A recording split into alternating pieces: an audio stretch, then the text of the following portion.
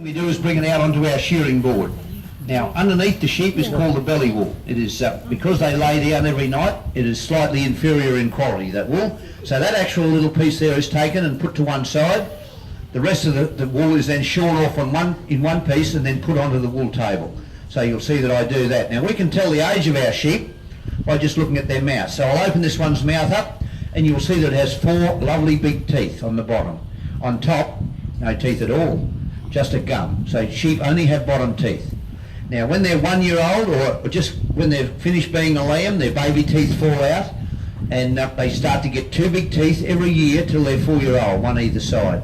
So we can tell the age of this one, knowing that it has 4 teeth, it is between 2 and 3 years old. And that's how we tell the age of our sheep. When they get to 4 year old and have 8 big teeth and start to get older, their teeth get thinner and wear down, so we can actually tell the age of the sheep. Righto, my job is to talk nicely to the sheep and hope that he's going to be kind, because they can have a little bit of a kick around sometimes. What we do is take this belly wool off first. Every part of the sheep must be shorn. Now they appear quite dirty, and in fact that is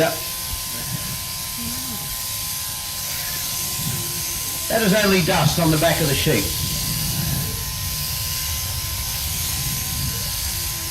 All our sheep have a high content of what we call lanolin in their wool. 30% of the weight of our wool is grease or lanolin, and as they walk around, the dust settles on their back, but that does wash out when it gets to the woolen mill. Okay, there goes that belly wool. This is called clutching the sheep, simply cleaning up between the sheep's legs. As I said, every part of the sheep must be shorn, so you'll see that I'll run right down to the tip of their hooves or legs.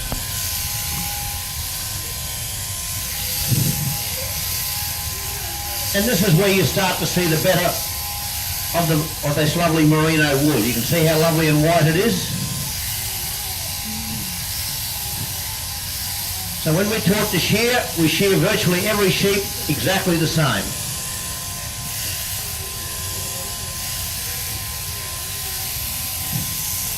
Okay, give him a little haircut and step up to what we call the neck area of the sheep. Now when we're learning to shear, this is particularly hard because we can't always see where we're shearing. We're underneath the wool. We have to be very careful. If I was a sheep, I'd be nice and still there, but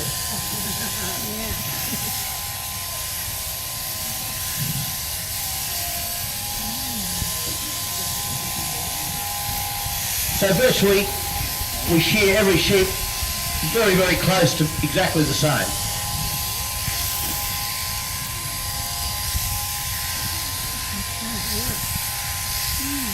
So you can see how flat I'm keeping that machine.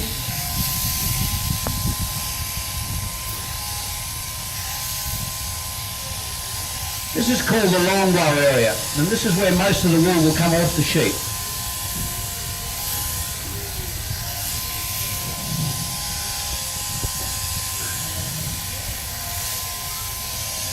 Now that lovely lanolin, the grease that we talked about, is also a beautiful healing agent.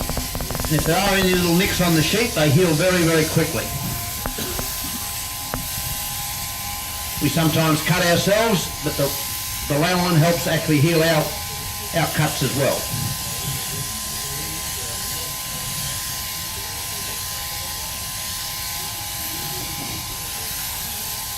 Okay, coming down virtually in reverse now to what I was doing before.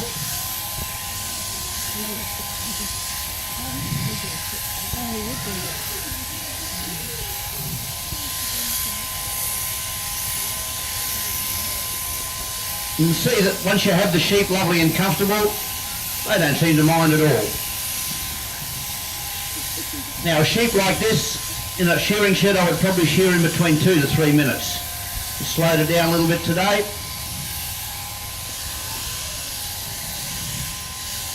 Now we have, as I said before, something like 80 million sheep in Australia, but to shear all those sheep we have less than 3,000 shearers. So it's important that we encourage young people into our industry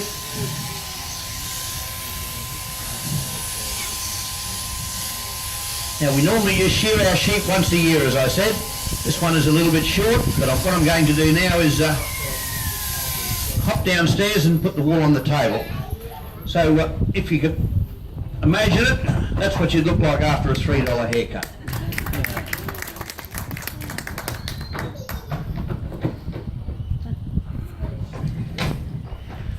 So if I was in the shearing shed, I'd be straight